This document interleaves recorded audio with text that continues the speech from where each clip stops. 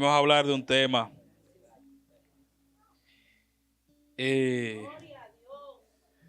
no es profético. Hablaremos un poquito de pasado, presente y lo que está por venir. Amén. Pero antes de dar tema y entrar en materia, porque vamos a hablar un poquito sobre eso también, sobre un poquito de visión, un poquito de lo que nos espera. Pero antes de eso, yo quisiera que nosotros podamos dar gratitud a quien gratitud merece, que es Dios. Es un año que nosotros lo declaramos como año de ¿qué?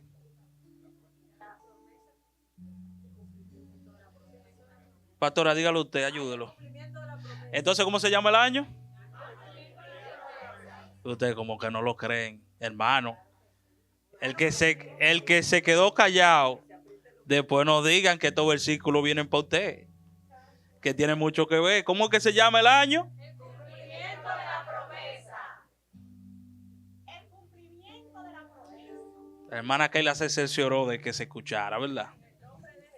Amén. Yo espero que todavía estén agitados y que no sea que no lo crean.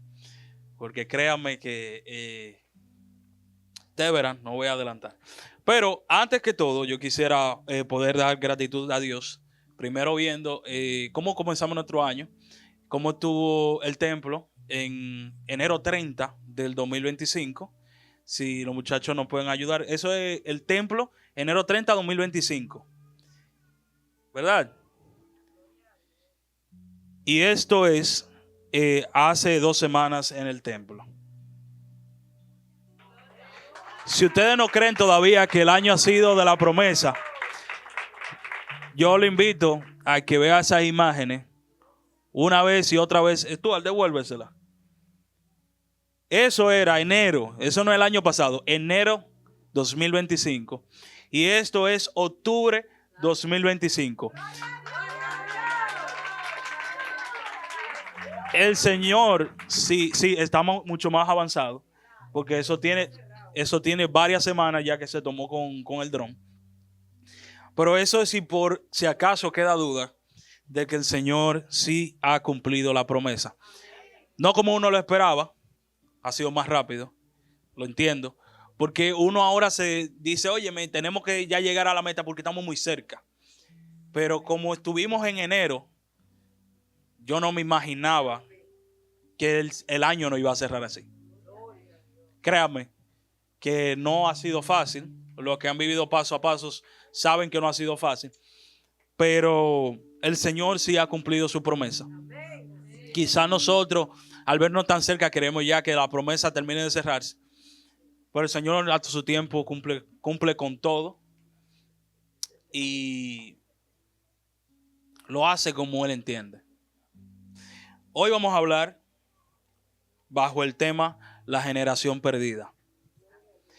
Y quiero comenzar con una frase que dijo el autor Oswald Chambers en su libro My Most for His Highest. Y él decía lo siguiente: la visión de Dios es la fuente de perseverancia. Cuando Dios nos muestra algo, es nuestra responsabilidad caminar hacia ello aunque nadie más lo vea. Vuelvo y repito. La visión de Dios es la fuente de la perseverancia.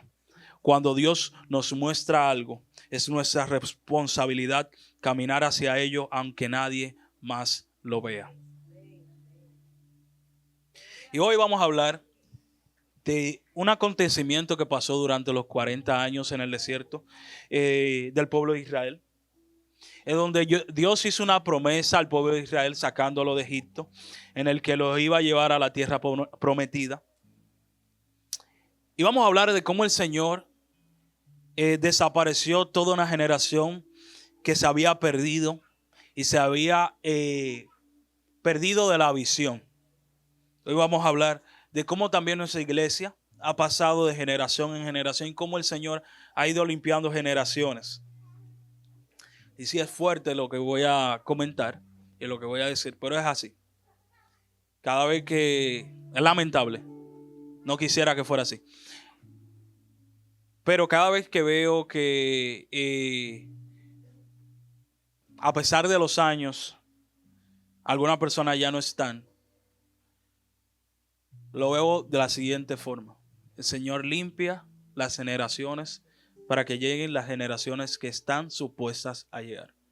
Pero también se quedan durante esas generaciones personas que estaban supuestas a llegar y que no tuvieron la visión para llegar. Y yo sé que va a ser difícil el tema, pero es bueno que ustedes se proyecten hacia qué generación ustedes están uniéndose. Si a la generación que ha perseverado durante años y años, o a la generación que cerca de la promesa desfallece. Entonces vamos a ir a Números 14 del 22 al 23. Y esta parte, van a ver que los subtítulos son muy históricos. No le puse asuntos proféticos ni eclesiásticos, simplemente crudo. Este subtítulo se llama La advertencia directa de Dios sobre la generación que perdería la tierra prometida.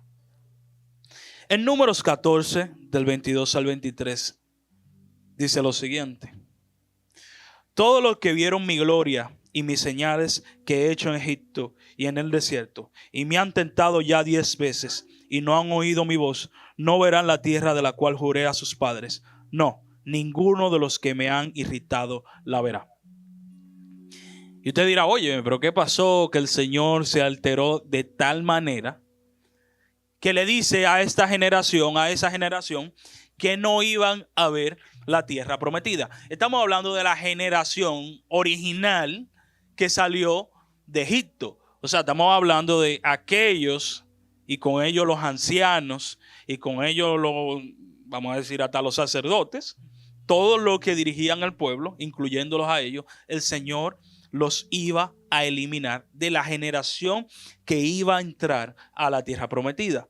En Números 14, del 29 al 30, dice lo siguiente: en este desierto caerán vuestros cuerpos, todo el número de los que fueron contados de entre vosotros, de 20 años arriba, los cuales han murmurado contra mí. Vosotros a la verdad no entraréis a la tierra, por lo cual alcé mi mano y juré que os haría habitar en ella, exceptuando a Caleb, hijo de Jefoné, y a Josué, hijo de Nun. A 2 personas exceptuó Jehová de aquella generación: Caleb y Josué. Y van a entender ahora, porque el próximo subtítulo se llama El detonante. ¿Qué detonó al Señor a enojarse de tal manera con la generación de decirle, miren, ustedes no van a llegar, ustedes se van a morir en el camino y no van a ver la tierra prometida? Para los que quieran profundizar más en estas lecturas, por lo menos el detonante se ubica entre Números 13 y 14. No vamos a leer todo eso porque la mañana no nos da, y ya tarde, perdón, no nos da. Pero si usted de lo que más tranquilo en su casa le gusta leerlo, pues todo el detonante se encuentra en Números 13 y 14. En Números 13, del 1 al 2, vemos lo siguiente. Dice: y Jehová habló a Moisés diciendo: envía a tus hombres que reconozcan la tierra de Canaán, la cual yo doy a los hijos de Israel. De cada tribu de sus padres enviarás un varón, cada uno príncipe entre ellos. O sea, el Señor, para evaluar la tierra, y ya me imagino que los que han estudiado eso saben quiénes son ellos, el Señor pidió que enviaran uno de cada tribu. ¿Cuántas tribus tenía Israel? 12. Entonces, eran 12 personas que iban a ir a la ciudad a ver cómo era.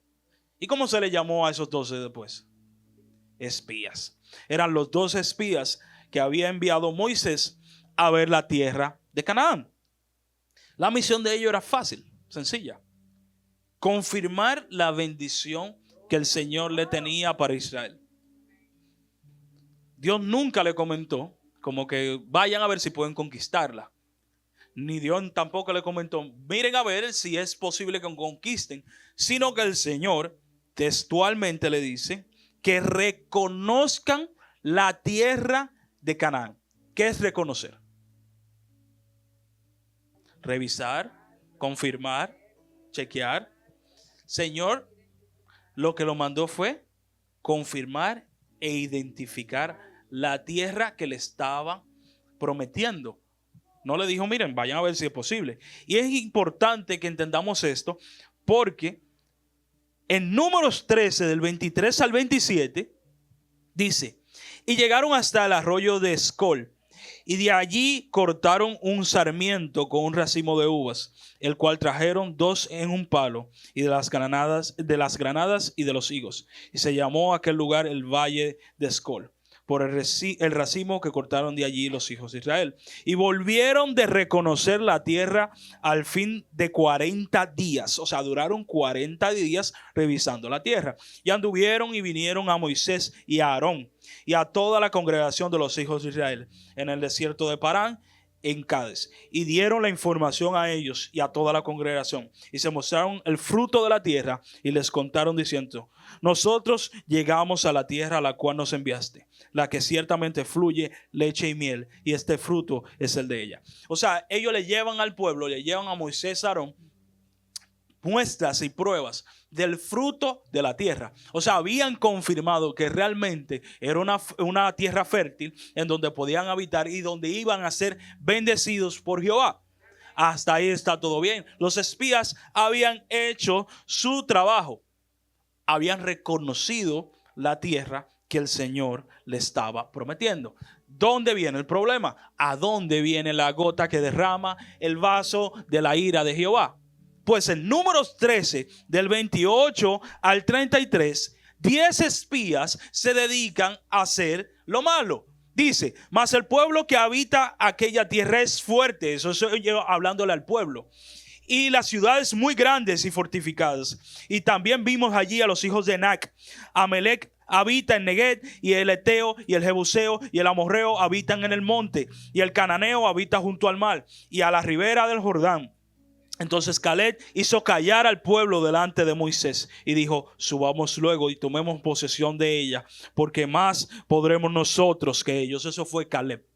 Él no es parte de los 10 que estaba diciendo, eso es muy fuerte, eso es muy grande. Caleb fue uno de los que dijo, no, espérate, puede ser muy grande, pero nosotros podremos más que ellos.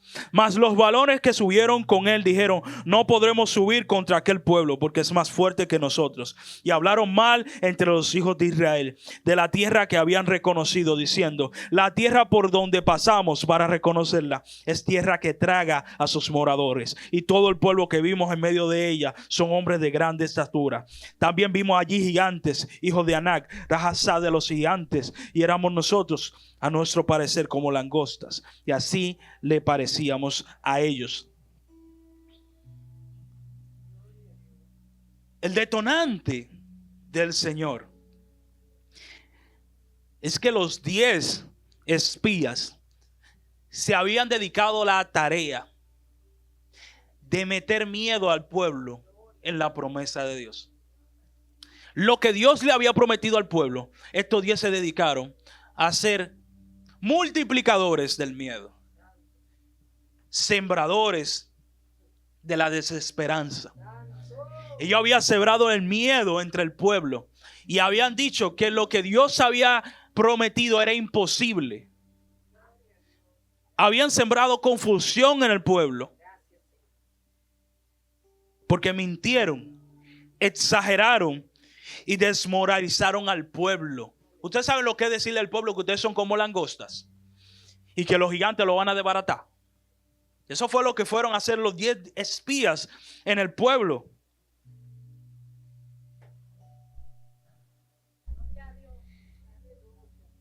Pero lo que ellos no estaban entendiendo es que con esto difamaban el nombre de Jehová. ¿Por qué? Porque en pocas palabras le estaban diciendo que Jehová era mentiroso y que no era verdad que nosotros, o bueno, ellos iban a llegar a una tierra prometida. Y a veces, porque los espías eran parte del pueblo, a veces pasa eso en el crecimiento y en el caminar hacia una promesa. Y más nosotros como congregación, a veces se levantan espías que son parte de nosotros mismos, pero que comienzan a implantar el miedo y la desesperanza y la duda frente a la promesa de Dios. Y a veces usted dice, comienza, yo no creo que nosotros podamos llegar a construir un templo. Nosotros quizás no podemos lograr tener un templo como lo veíamos en las primeras imágenes. Quizás nosotros no podamos entrar sino en un año más en un templo. Y usted lo ve sencillo y usted, esa es mi opinión. Pero el problema es que la opinión de Dios es otra y es más importante. Dios no le ha pedido opinión para la promesa. Dios simplemente le ha dicho que camine bajo una promesa y siga la promesa. Pero los espías se creyeron jueces de las promesas. Y causa lo siguiente en el pueblo. En Números 14, del 1 al 4, dice: entonces toda la congregación gritó y dio voces, y el pueblo lloró aquella noche, y se quejaron contra Moisés y contra Aarón todos los hijos de Israel. Y le dijo toda la multitud: ojalá muriéramos en la tierra de Egipto, o en este desierto, ojalá muriéramos. ¿Y por qué nos trae Jehová a esta tierra para caer a espada y que nuestras mujeres y nuestros niños sean por presa? ¿No nos sería mejor volvernos a Egipto?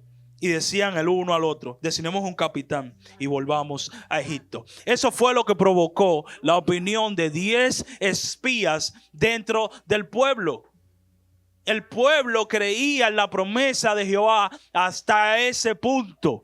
Llegaron entonces a llevar al pueblo a difamar a Jehová, a no creer en Jehová, en decir que Jehová era mentiroso y de negar de que lo que el Señor había hecho con ellos era bueno y de bendición para ellos. Ellos deseaban volver a ser presos e inconscientemente prefirieron en ese momento a el faraón por encima de Dios. Eso fue lo que causó los comentarios de 10 espías que mintieron, exageraron y difamaron el nombre de Jehová. Llevaron a un pueblo completo a divagar en la promesa de Dios, a no creer en la promesa de Dios, diciendo que era mejor volver a Egipto y designamos un capitán y vámonos para atrás. Olvídate de promesa, vamos para atrás.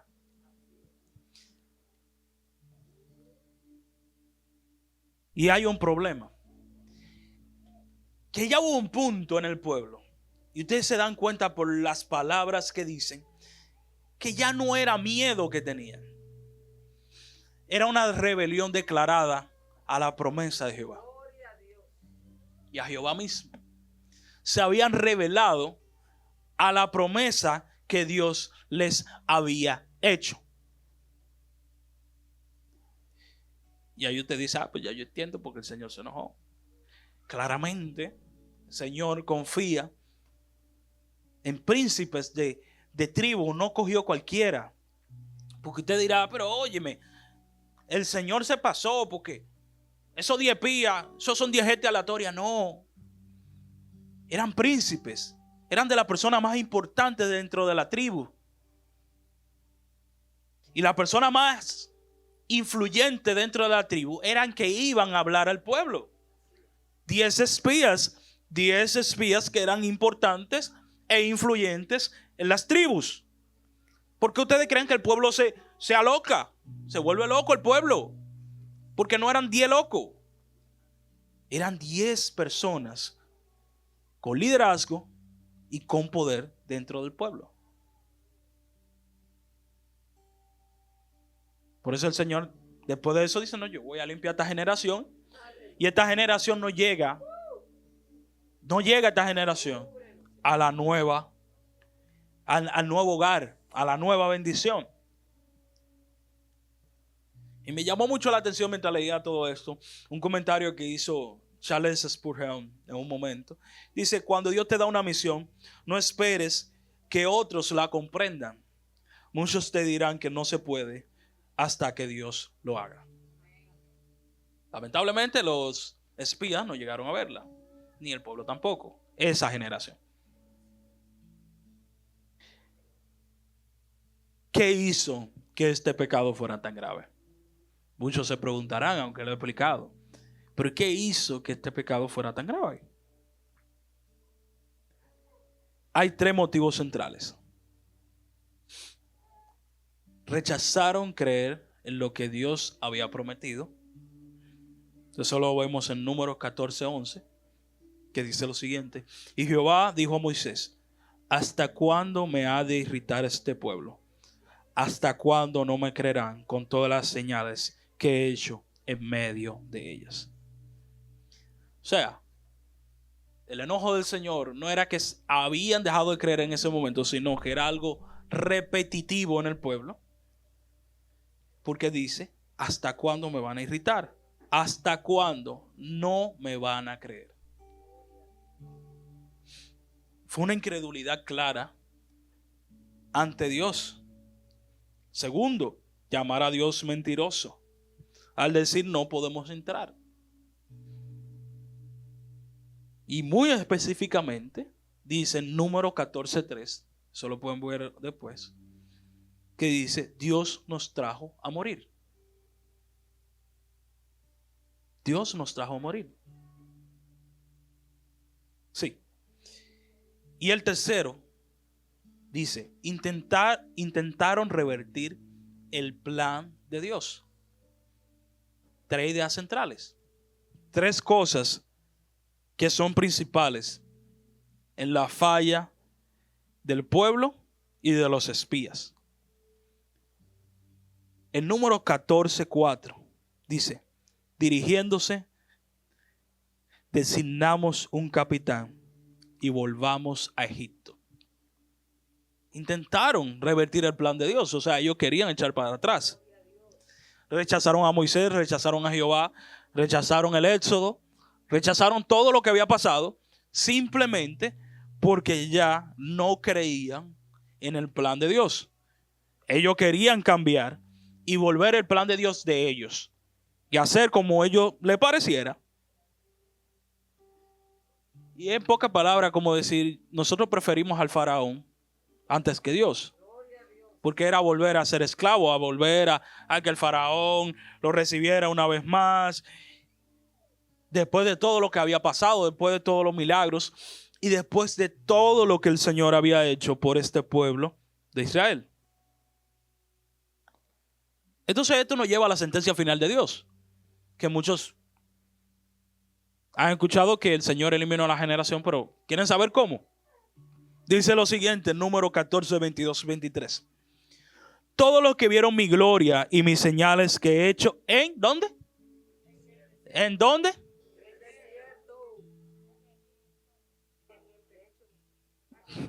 No están leyendo.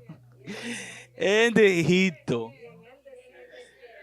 Primero Egipto. Primero Egipto. Fueron aquellos que vieron las señales. ¿En dónde? Porque sus hijos no la vieron.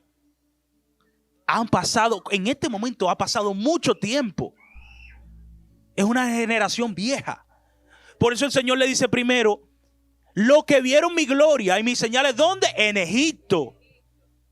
Cuando vieron las plagas, cuando vieron el mar partirse en dos, los que vieron mis señales en Egipto y después en el desierto.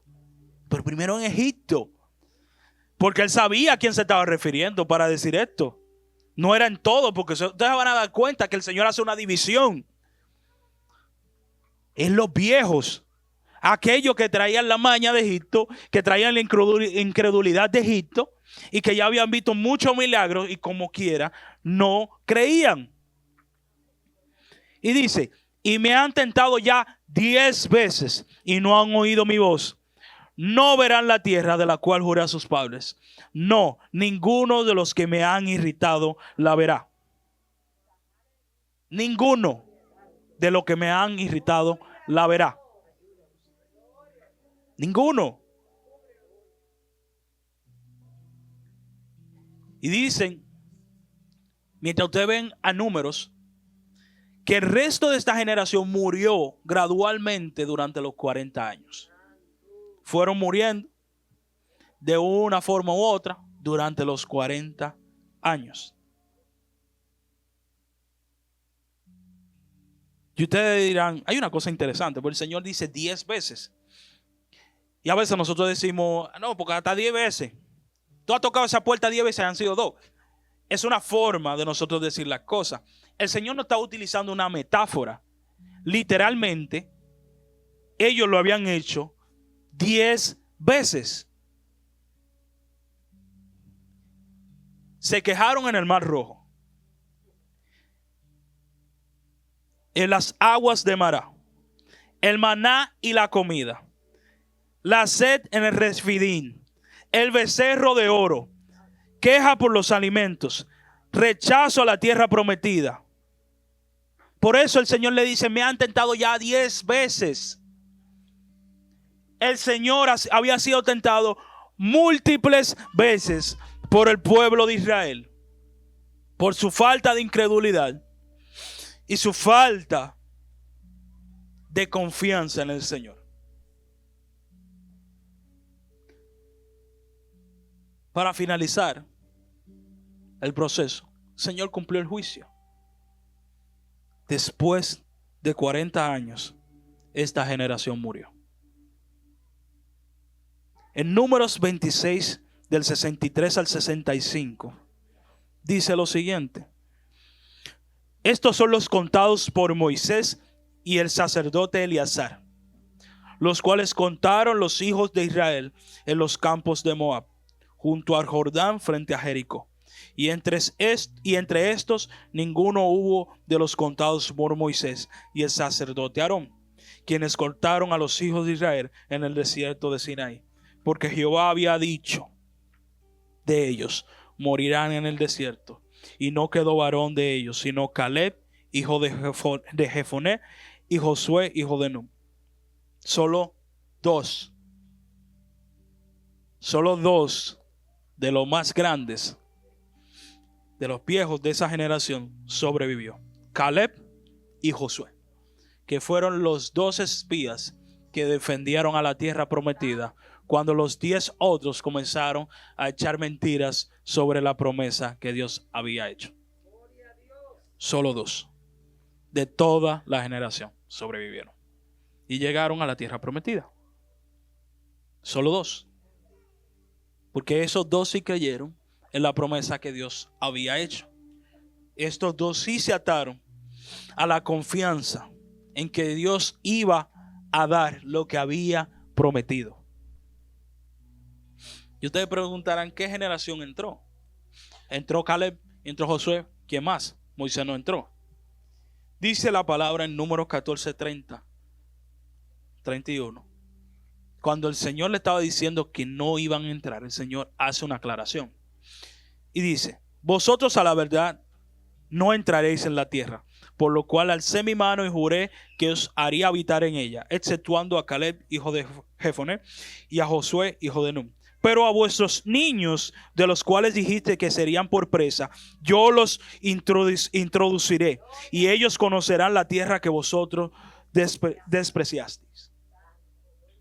O sea que junto a Caleb y a Josué entraron los hijos de aquella generación, que ellos decían que iban a ser por presa de los gigantes y que no iban a llegar a entrar a la tierra prometida. Esta fue la generación que Dios escogió, una generación nueva, una generación que no tenía esa contaminación, que no tenía esa incredulidad.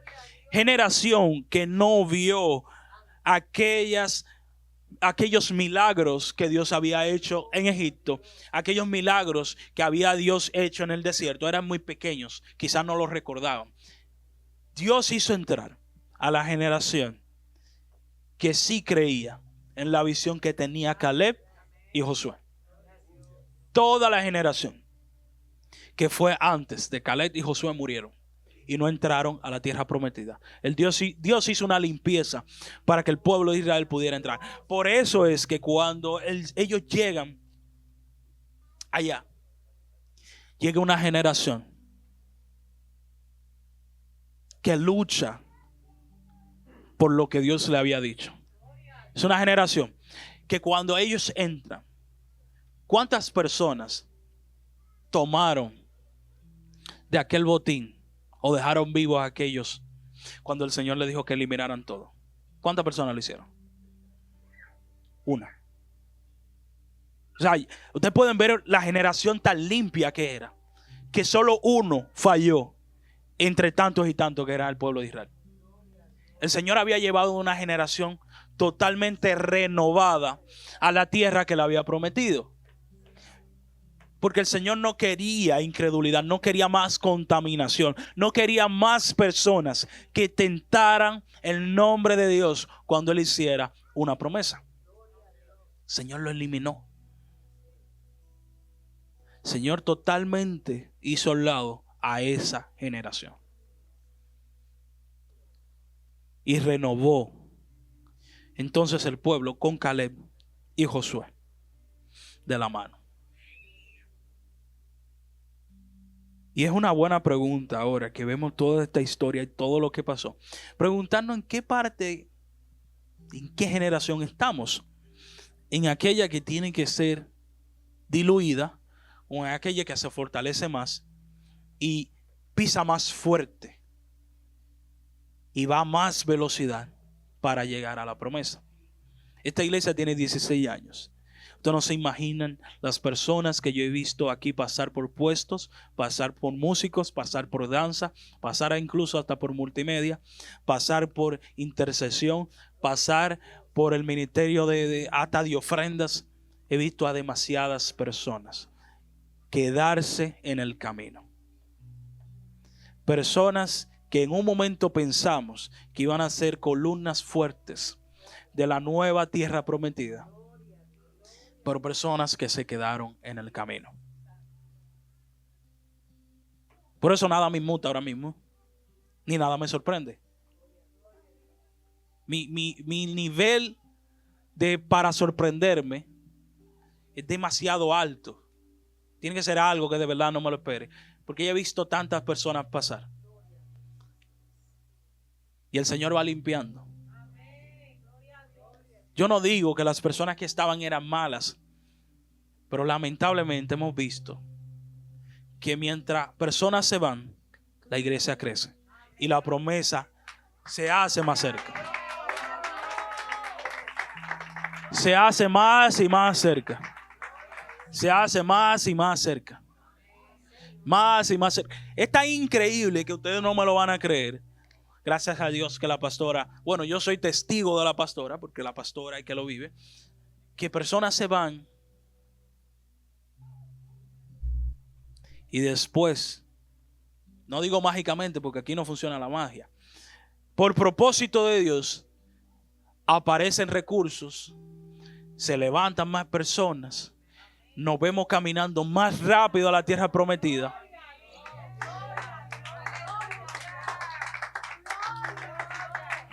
Y miren que no lo digo con energía. No lo digo con energía porque es triste que caminemos tanto y tan cerca nos quedemos atrás. Que caminemos tanto y tan cerca nos quedamos fuera de la tierra prometida. Es penoso. Es triste. Porque lamentablemente no debería de ser así. El que se esforzó debió de llegar hasta poder ver el fruto de su esfuerzo. El que se sacrificó debería de llegar hasta ver el fruto de su sacrificio. Y el que se humilló con nosotros, el que dio la milla extra, debería de tener el derecho de poder ver la tierra prometida. Pero está en nuestras manos el ser desechados o hechos más fuertes para la tierra prometida. Hay momentos decisivos en el que nosotros tenemos que decir si sí o si no, o si acepto o si no acepto, o si voy o no voy. Hay momentos decisivos en los cuales se vieron en esos mismos zapatos los 10 espías.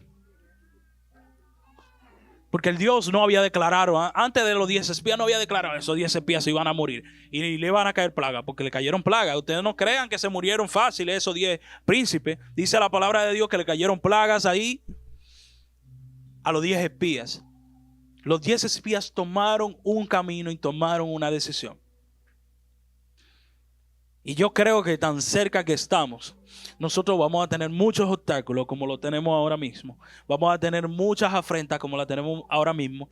Porque el diablo no quiere que ciertas personas lleguen a la promesa, ni lleguen al propósito de la tierra prometida.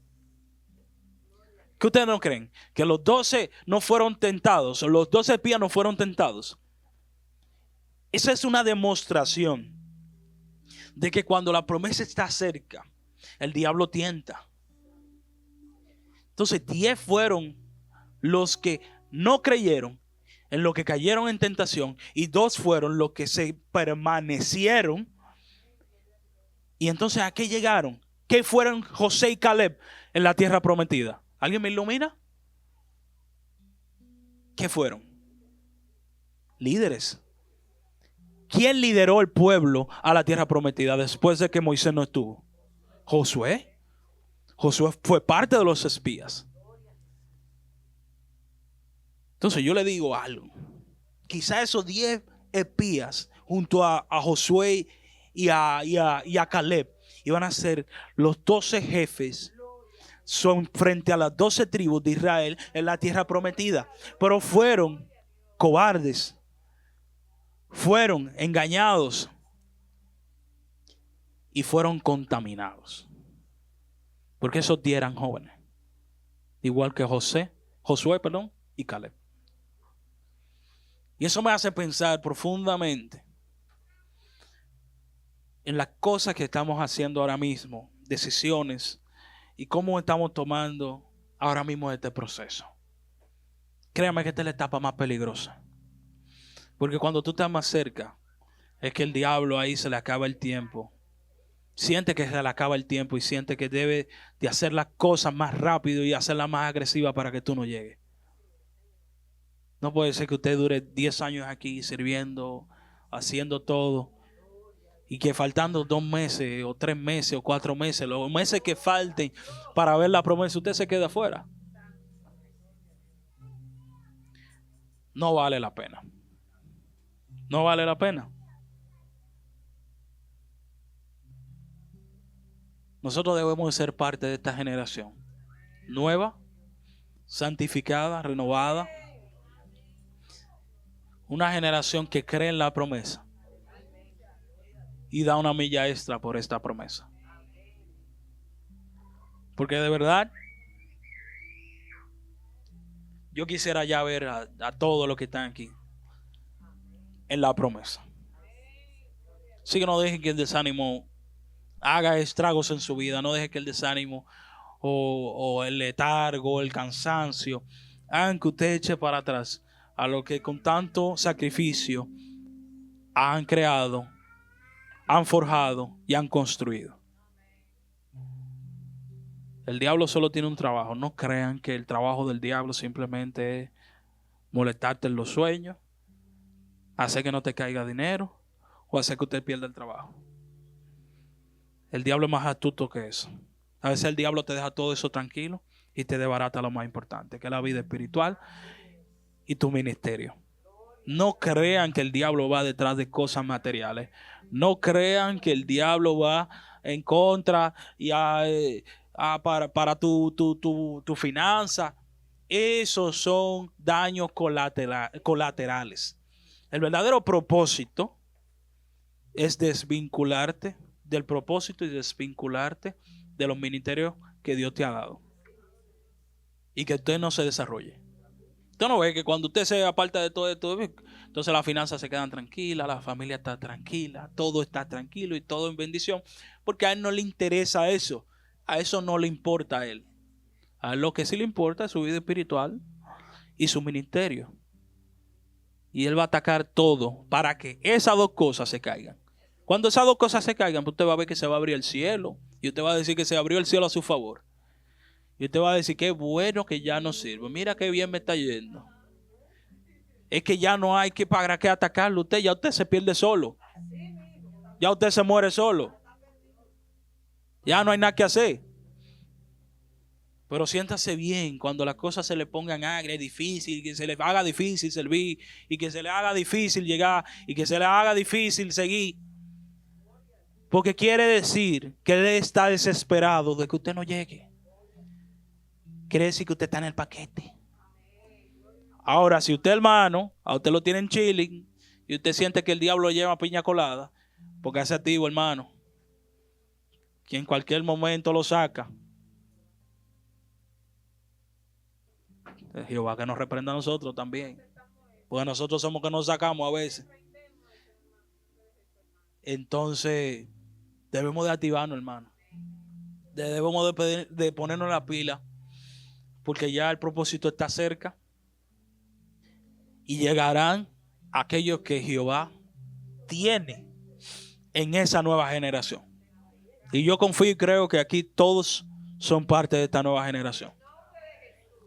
Y todos pueden ser parte de esta generación. Estamos muy cerca. Estamos a pasitos. Aunque pasitos lentos, pero pasitos mucho más cerca de lo que estuvimos antes. Y no desperdicien lo que Dios tiene para ustedes. No lo desperdicien. No desechen lo que Dios le está dando. Por cosas materiales, por falsa promesa. Y yo quiero ya terminar todo esto con una frase más. Y es interesante porque esta persona, este autor es misionero en China. Se llama Hudson Taylor. Y él dice lo siguiente. Toda obra de Dios pasa por 3 fases. Y se lo creo, que alguien que esté de misionero en China no la tiene fácil. Dice Hudson Taylor, toda obra de Dios pasa por 3 fases. Imposible, difícil y hecha. Esas son las 3 fases de la obra de Dios. Imposible, difícil y hecha. No, ahora nosotros estamos en lo difícil. Casi pasando a hecha. Entonces, en medio de este proceso, yo le invito, hermano, que sea parte. Que usted sea de esos 2 espías que se mantuvieron. De esos 2 espías que fueron líderes. De esos 2 espías que motivaron al pueblo cuando 10 iban contradiciendo lo que Dios iba diciendo. Y les invito a aquellos que se sienten parte de esos 10 espías. Hermano, tenga cuidado con las promesas de Dios. Tenga cuidado lo que usted habla sobre las promesas de Dios. Eso no son promesas mías. Eso no son creaciones mías ni de otra persona. Mírense en el espejo de los 10 espías. El Señor no coge esa cuando usted se mete con promesas de Él. El Señor no coge esa cuando usted lo difama. Si usted está aquí, ya sea parte de esos 2 espías que creyeron hasta el final. Y evite ser parte de esos 10 que no creyeron. Recuerden, esta obra ya pasó por lo imposible y está pasando lo difícil. Estamos casi en hecha. Así que no se ponga lento, no disminuya el esfuerzo, no disminuya las ganas de servir, no disminuya las ganas de ser una persona que funcione. Dedíquese de verdad a cumplir con este propósito y ver esta promesa. Póngase para eso. Queda poco tiempo. Yo siento que muchas personas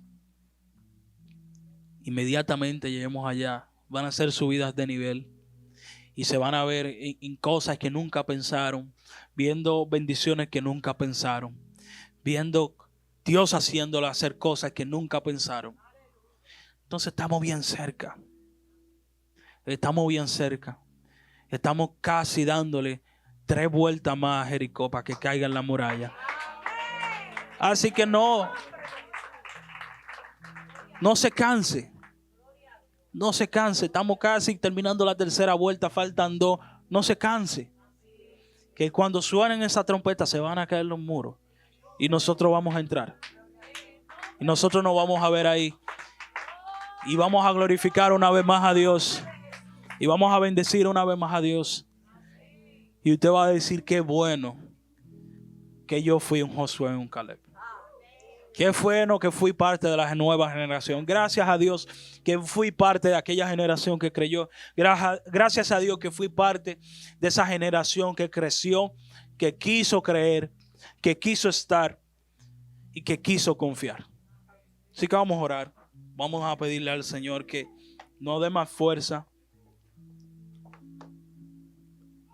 Yo siento que Dios ha hablado. De verdad que no encuentro más palabras en mí. Y cuando le digo es porque de verdad, cuando llego a ese punto es de verdad que ya no quiero hablar. Pues siento que ya Dios dijo lo que iba a decir. Ya lo que si me pongo a hablar voy a repetir lo mismo y no voy a seguir repitiendo. Pues yo siento que Dios ha hablado lo que quiere hablar. Dios ha manifestado lo que quería manifestar. Y si usted tiene los oídos abiertos y los ojos abiertos, usted sabe el mensaje que Dios le está mandando. Porque no hay nadie aquí que pueda decir, ese mensaje no es para mí.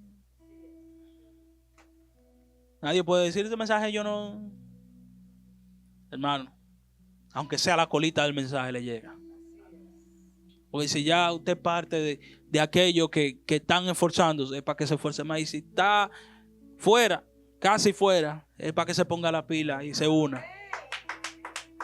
Y se una a este propósito, a este llamado y a esta promesa. Siéntase, de verdad, siéntase bien de que usted está viendo una promesa de 16 años cumplirse. Una promesa que viene desde hace mucho tiempo. Y siéntase de verdad honrado de que si usted tiene varios años aquí, usted decirle, Señor, gracias por mantenerme en la promesa. Gracias por aunque han pasado de todo, yo estoy en la promesa. Porque aunque ha vibrado las paredes, ha temblado mi pulso, yo estoy en la promesa. Y si usted es nuevo, dígale gracias, Señor, que me colaste en la promesa. Pues imagínense. Gracias, Señor, me colaste en la promesa. Viviendo la vida que no me tocaba, pero estoy aquí. Como dicen por ahí. Pero, hermano, este es el momento, créanme que este es el momento cúspide de nuestra iglesia, aunque nos veamos un poquito ahí esforzados, un poquito batallado, cansado, pero este es el momento cúspide. Porque este es el momento casi viendo la tierra prometida. Vamos a orar. Gracias, Padre, por esta tarde ya, Señor. Gracias porque tú has habitado en estas palabras, Señor. Gracias porque tú has habitado en medio de este culto, Señor. Gracias porque tú traes palabras. Gracias porque tú nos llamas una vez más. Gracias porque tú nos has escogido, nos has dispuesto y nos has seleccionado, Señor. Te doy gracias, Señor, por todos los hermanos que están aquí, Señor. Ellos pudieron ser parte de otra generación, pero tú decidiste, Señor. Y ellos decidieron en su corazón ser parte de esta generación, Señor. Yo te doy gracias por ellos, Señor. Pero por eso mismo también te pido, Padre, que tú dobles su fuerza, Señor. Que tú la hagas triple su fuerza, Señor. No doble, triple, Señor. Que le haga, Padre, como el búfalo, tener fuerza, Señor. Y que puedan con nosotros seguir empujando, Señor. Que con nosotros seguir batallando esta buena batalla de la fe, Señor. Yo te doy gracias, Señor, por aquellos que tienen varios años, Señor. Aún los que tienen muchísimo más, Señor.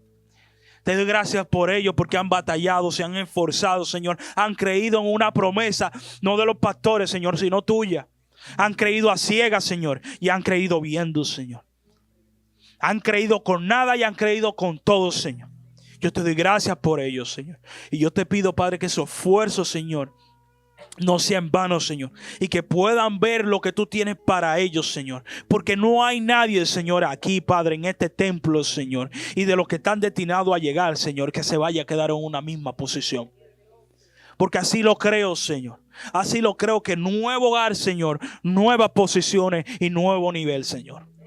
Yo no creo, Señor, yo no creo, Padre, en mudanza, Señor, siendo lo mismo, Señor. Yo no creo en mudanza, Señor, él siendo lo mismo, Señor. Si en el pueblo de Israel ellos no fueron lo mismo cuando se mudaron, Señor, yo creo, Padre, que tú harás lo mismo con nosotros, Señor. Tú darás nuevos niveles, Señor. Harás nuevas promesas para nosotros, Señor. Y nos darás nuevas fuerzas, Señor. Yo te pido, Padre, que todos mis hermanos sean parte, Señor, de lo que viene. Yo te pido, Padre, encarecidamente, Señor, que aquellos que se sienten débiles y se sienten casi denegando, Padre, de esta promesa, que tú le des fuerza, Señor. Que tú tengas misericordia y no lo dejes caer, Señor. No lo dejes perderse, Señor, de lo que tú tienes, Señor.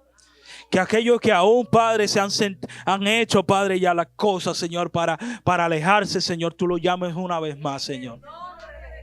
Y le permitas, Señor, tomar una buena decisión, Señor. Y que puedan ver el esfuerzo de años, Señor. El esfuerzo de días, Señor. El esfuerzo de meses que han hecho, Señor. Que el diablo no se robe su bendición. Porque yo creo, Padre, que esta es la forma más gráfica del diablo robándose una bendición. En el cual, Padre, cuando uno ha sembrado por tanto tiempo, se ha forzado por tanto tiempo, al final perdamos la bendición, Señor, por una decisión. Yo te pido, Padre, rescata a aquellos, Señor, y tráelo una vez más, Señor, al redil. Tráelo una vez más a la promesa, Señor. Ya yo no quiero ver más personas, Señor, que se desfallezcan, Padre, en la meta, Padre. Yo no quiero ver más personas, Señor, desfallezcan, Padre, ya y con su ministerio casi hecho, con la promesa casi cumplida. Ya yo no quiero ver más eso, Señor. Estoy cansado, Padre, de ver cómo el enemigo engaña vidas. Estoy cansado, Padre, de ver cómo el enemigo, Padre, desvía la mirada, Padre, con la promesa tan cerca, Señor. Ya yo no quiero ver un hermano más en eso, Señor. Yo quiero ver hermanos prosperados, Señor. Yo quiero ver hermanos, Señor, que vean promesas cumplirse, Señor. Yo quiero ver personas, Señor, que crean, Padre, ciegamente. Yo quiero ver personas que encarecidamente, Señor, entreguen todo, Señor, por ti y crean en ti, Padre, una vez más. Levanta, Padre, los corazones. Levanta la vida, Señor. Levanta a tu pueblo una vez más, Señor. Una vez más.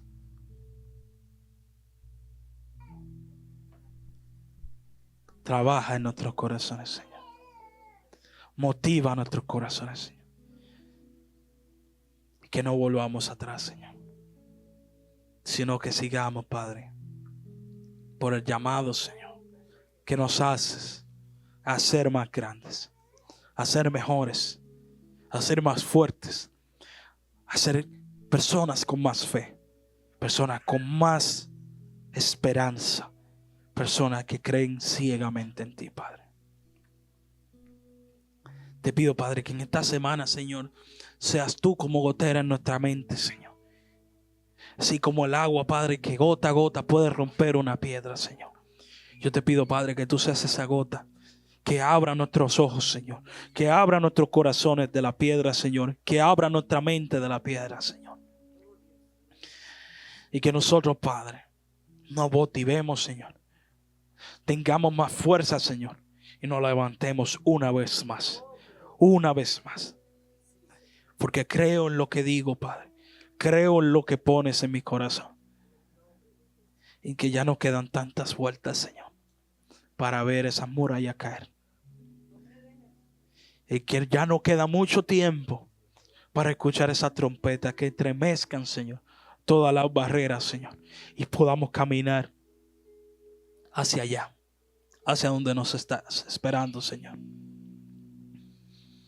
Motívanos, Señor. Despiértanos, Señor. Aún a los que no están aquí, Señor. A los que no han podido escuchar este mensaje, Señor. Yo te pido, Padre, que aunque no escuchen mi voz, Señor, hablando, tu corazón habla a su corazón. Y ellos sepan lo que tú quieres en esta tarde ya, Señor. A quién le hablas, Señor. A quién le llamas, Señor. Yo te pido, Padre, que aunque no quieran escucharlo, tú se lo lleves, Señor. Que le hagas recordar, Señor, las promesas que le tienes tú, Señor, para la nueva temporada, Señor. No nos dejes, Señor. No nos abandones, Señor. Y no nos permitas abandonar, Padre, tu promesa. Ni abandonar, Padre, tu obra, Señor. Ahora te pido, Señor,